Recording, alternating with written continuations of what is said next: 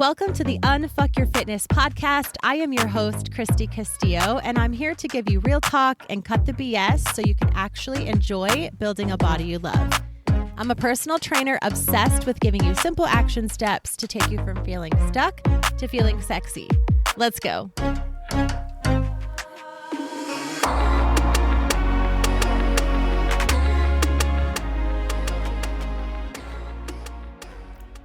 Hey guys, what's up? Welcome to today's episode.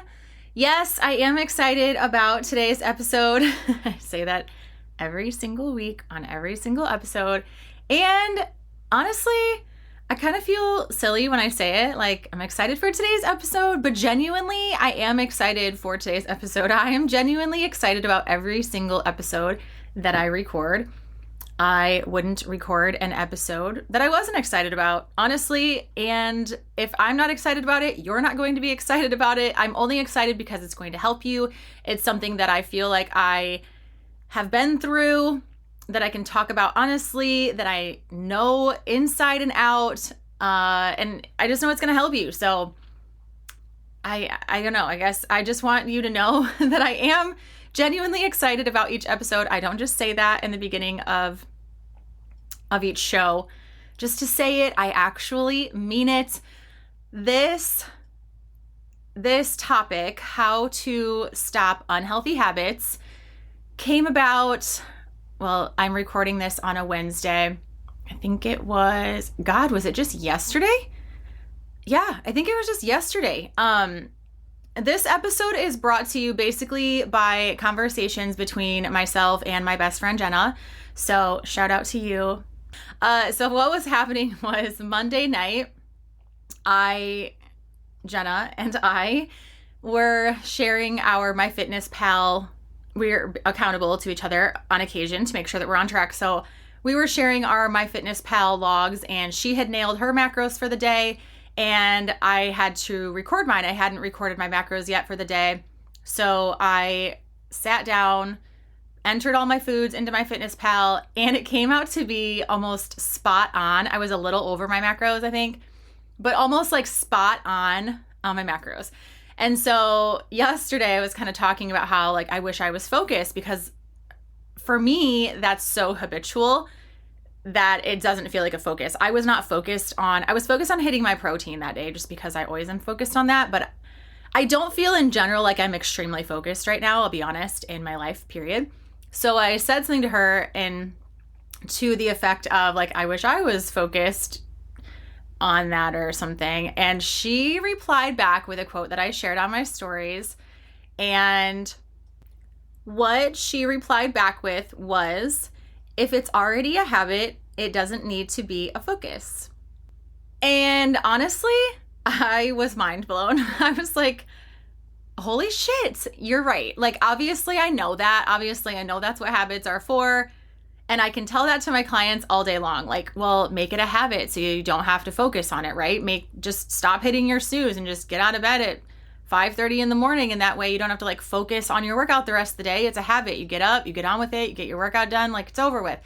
I tell people that so many times a day, but for me, it's just different. So that's why I have a good circle of people around me. That's why I have her as a best friend. And so that was just, for me, that was like so good to hear for myself that my habits are still in place. And so, yeah, if you have a habit, it doesn't have to necessarily be a focus. So this got me thinking even further into other conversations that I have with my clients about unhealthy habits and why we have unhealthy habits and how to turn those habits around. This is a really big topic of conversation that I have with my private clients. So I'm always talking about their habits, and if they are stuck in this cycle of, I will hear all the time, it's a form of self-sabotage, but I hear all the time, like, I know what I should be doing, but I hired you to hold me accountable. Like, I know what kind of foods I should be eating. I know I should be tracking my macros. I know I should be working out and going for walks every day, but I can't make myself do it, right? And what it comes down to is that you have other habits in place that are not serving you. And so it's like, how do you stop those habits to replace them with good ones? Or how do you just stop unhealthy habits in the first place? Because I will be the first to say habits, whether they are unhealthy or healthy, are really hard to break. And obviously that's a good thing if you have a healthy habit. Like for me, I can basically eat out. I ate out on Monday. I ate some from home. I ate some on the go in the car. Like I wasn't home all day, and I still, because of my habits, I still was on track for my macros that day. So that's just to show that, like, obviously some habits are really, really good for you. And it's a good thing that I can't break that habit very easily, because that's a good habit. But in reverse, if you do have unhealthy habits or cycles or things that you're stuck in, it is insanely hard to come up with new habits or to break the habits that you have.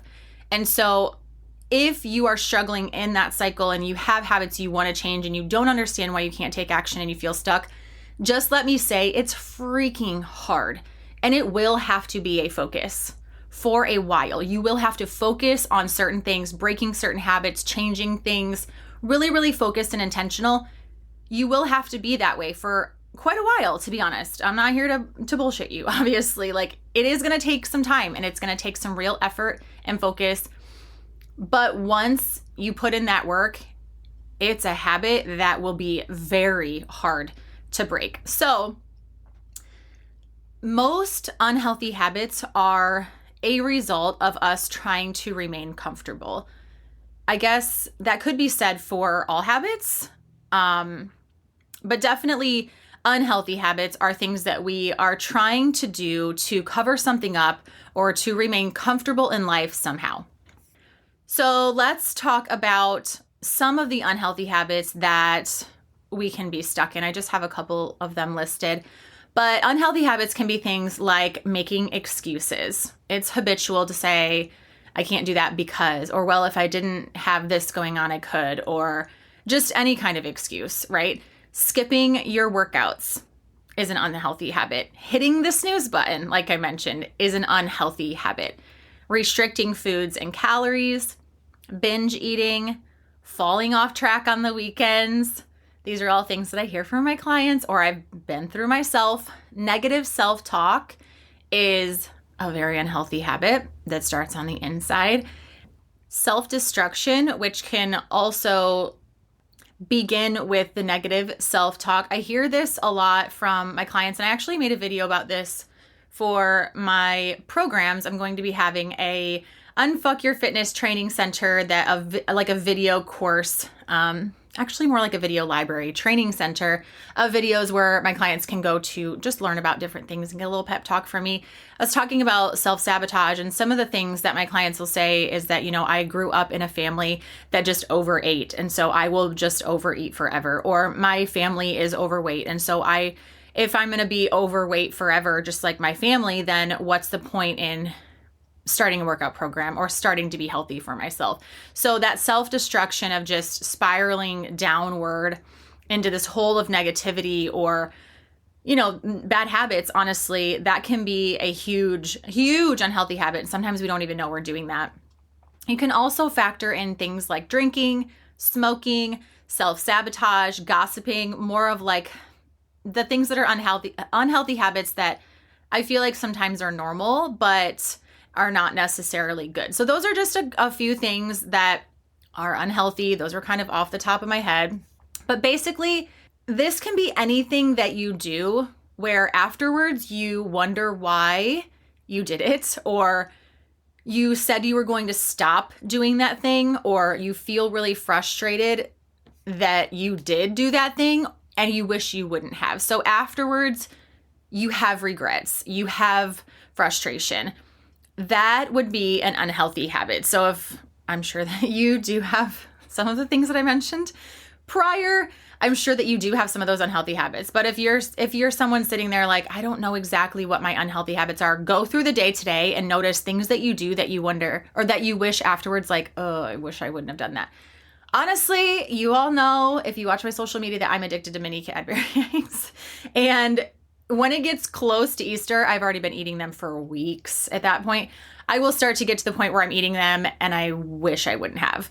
They hurt my stomach. I know it's just becoming this unhealthy habit. I eat them habitually. They become part of my day and I need to stop by the end of that cycle. So that's something for me that's like, oh, it's good and it's fun and it's okay. It's not hurting anyone that I'm addicted to mini eggs, but also I kind of wish that I wouldn't have eaten so many maybe in that day, right? So we can talk about a lot of different habits. Like what I'm going to talk about today, why we have those unhealthy habits.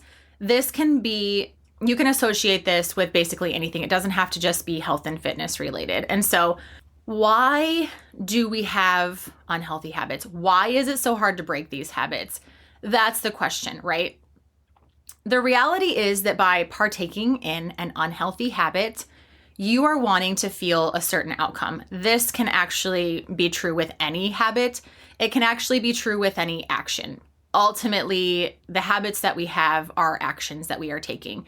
And so you're obviously wanting to feel a certain way or achieve a certain outcome by doing what you're doing, or maybe not feeling a certain way, right? In regards to drinking, maybe you drink so much, I've been there, that I'm trying to not feel a certain way. So that's really what it comes down to. You are doing something and you're doing that something for the reason that comes after. You're looking for a feeling. You're looking for an outcome. And so if you want to change that unhealthy habit, you have to realize what outcome, what feeling you're wanting, and think of a healthier habit to put in its place that you can still get that same desired outcome.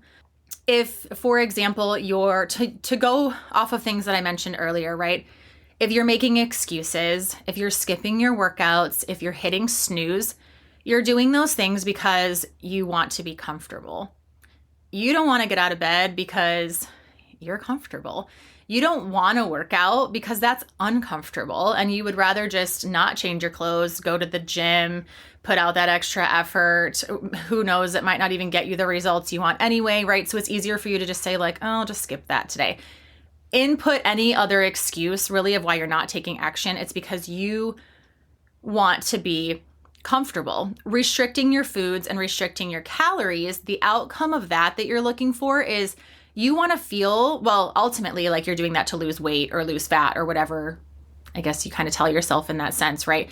I don't like the way that I look. I want to look better. So I'm going to try to feel productive and restrict my foods and feel like I'm doing something really good for myself. I'm taking really strong action. I'm going to restrict all these foods and cut this out. And I'm not going to eat as much today. And you almost get that feeling of like, I'm punishing myself. I really want to change. And so you're reaching for that really instant, like I want to feel like I'm doing something. Binge eating also can be that feeling of feeling comfortable after you've restricted all those foods and then you get hungry again. And then you're like, oh, I'm not really comfortable restricting all these foods and cutting calories. I'm freaking hungry. I want to feel comfortable again. And it's a habit to go back to that. And that's your feeling of familiarity. So any unhealthy habit that you have to look at the outcome and the feeling that you are desiring and see if you can replace that with a healthier habit. So maybe if one of your unhealthy habits is meeting up with the girls every single night, this is extreme, going to the bar and having drinks. Well, what are you looking for in that situation? You're hanging out with your girls, you're having drinks, you're talking. What you're looking for is some camaraderie. You're looking for a good time with your friends, to chill and relax and, complain about life, whatever you're looking for. Figure out what the feeling is that you're looking for with that and think like, okay, maybe we could get together and go for a walk instead of sit at the bar and drink. Maybe we could go to the gym together. Maybe we could just stay home and talk over less drinks. Figuring out. You don't necessarily have to swap it with cut it out completely. Stop hanging out with your girlfriends and go to the gym. But if you're finding an unhealthy habit that you want to stop and you can't really figure out why, you're chasing the feeling after it. It's not really about the unhealthy habit that you're doing. It's about the feeling that you're chasing. So that's what this podcast episode is really all about right there. Figuring out the feeling that you're chasing and replacing the action with something that will also get you that desired result or feeling. I will say that your body craves familiarity, even if it's bad for you. So your mind would go back to habits, whether good or bad, because it's familiar. Your body is going to do what's familiar. Your brain is going to do what's familiar. Your self-talk is going to tell you what's familiar, even if it's bad for you. So this is a big thing with self-sabotage. Creating peace and consistency can sometimes feel so foreign for ourselves that it plays a really big part in our unhealthy habits and our self-sabotage. So the way that you grew up, even if you grew up in a very chaotic home or a chaotic environment and you were told we are overweight people and this is how we will always be, or we don't have a lot of money, so the food that we have on your plate, we worked really hard for, so you will sit at this dinner table until you eat every single thing on your plate. If you grew up in a place that was maybe chaotic and maybe not the best environment, that is familiar to you. And so your brain will always go back to that. So if you're starting to realize that you want to create different habits for yourself, it's going to take a shit ton of self-awareness, and this can take a really long time, and it can honestly be impossible to do by yourself. I find it very impossible to change my habits by myself. That's why I share my food logs with other people that will cheer me on. That's why I talk to people that I trust about certain things. Like, I cannot get out of my head when it comes to X, Y, and Z. I want to do this certain thing. I want to get up at 5 a.m. in the morning and work out, or I want to work out 4 to 5 times a week, or I want to go for a walk. I want to start tracking my macros. I want to insert anything, but I can't get myself to do it. And sometimes you just have to walk through this with someone for them to be able to pinpoint it. But something you can do on your own is figure out, like, what are you wanting to do, or what are you wanting to stop? Figure out why you're wanting to do that thing or stop that thing, and figure out how to get your brain to stop going back to those habits that you have, to stop going back to that familiarity. You have to create new habits long enough that they become the new familiar. So, like in my example in the beginning of this podcast, where I can now go through a day of eating, not track it, and get to the end of the day and be basically perfect with my macros. If you think for 1 second that happened on accident, now for me, I kind of did. I was like, wow, that's amazing. How did I do that? In reality, I've done that so many times. I have tracked my foods so many times. I've eaten my staple foods so many times. I had a number 4 turkey tom from Jimmy John's that day. I knew exactly how much protein was in that sub because I've had it so many times to hit my macros. So that is my familiar. Was it always? No. You've listened to me talk about, even in last week's podcast episode, about how my old familiar was, right? Tracking things meticulously, putting things in containers, and before I dumped them on a plate to make food to put in my mouth. My familiarity used to be doing workout videos 7 days a week for at least 45 minutes, sweating my ass off, being obsessive about my food. Like, that was my familiar. And it took a really long time to get out of that. It was almost the chaos and the craziness and the obsession of thinking about it and thinking that I should be thinking about it. It's like when you start tracking your macros and you know exactly what to eat, and I know exactly what workouts to do. I drink water, I take my vitamins, like, what am I going to do then? Like, this becomes so easy that peace and that consistency can seem so foreign.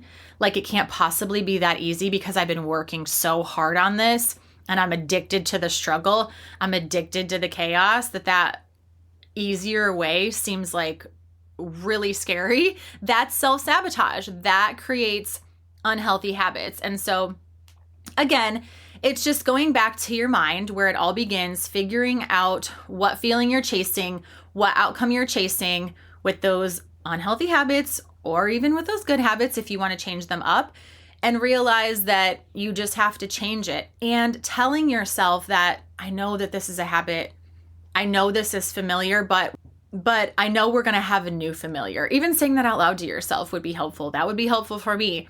Like, I know you don't want to work out at 5 a.m. I know you're tired, but this is going to be your new familiar. This will be something that you get used to. In no time, it'll be just as simple as sleeping in, right? Tracking your food will be as simple as meal prepping soon, or meal planning, or anything else that you're doing. And so just realizing that you will still have habits. You will have a new familiar, and peace and consistency in your fitness journey with healthier habits is okay as well.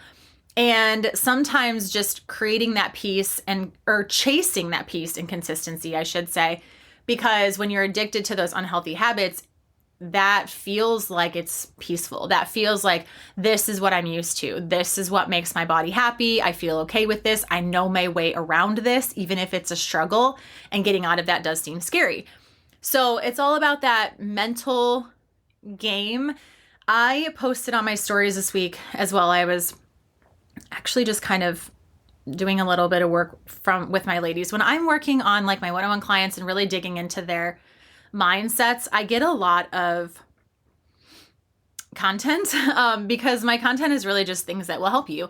And so it was really clicking with one of my private clients earlier this week, where she was starting to realize that so much of this is mental.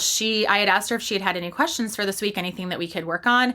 And she said, no, I've got my workouts under control. I've got my macros under control. I'm figuring out my mindset. Like, I think I'm set up for success this week. And she was kind of surprised by it.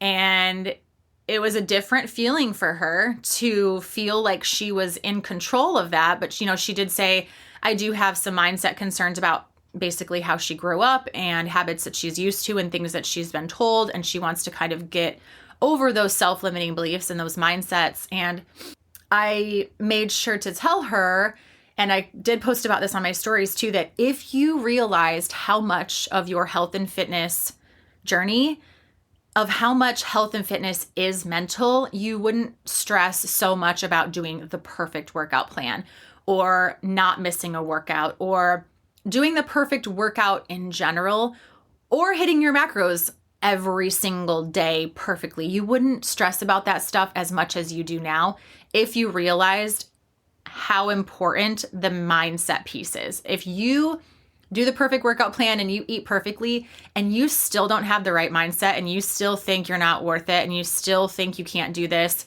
and you still have all of these unhealthy habits that you're trying to manage and juggle, it's not going to work. So many people in this industry are making so much money off of you because you are worried about the workouts and the supplements and the food and the meal plans and the containers and the accessories to your gym workouts that you don't need, all of the things that you can buy, and the loops and the bands and the weights and the fancy flashy objects that don't freaking matter. This is all mental. If you can't get your ass to the gym, to your workout space, it doesn't matter if you have all the bells and whistles and the beautiful things for your gym, and you have the most cute aesthetic gym, and you have all the loops hanging perfectly and the paint is the perfect color. If you don't ever get in that room and move your ass to work out, it doesn't freaking matter what the room looks like. It's like you're focused on all those wrong things. So and hopefully in this episode and throughout my podcast in general, I'm hopefully changing your mindset around the fact that this is all freaking mental. Yes, the little things matter, but this stuff matters so much more. So I hope that this was helpful in you being able to notice an unhealthy habit, figure out why you're doing it, and look for that same feeling and that same outcome with a different habit. I think that this will be really eye-opening for a lot of you. I'm excited.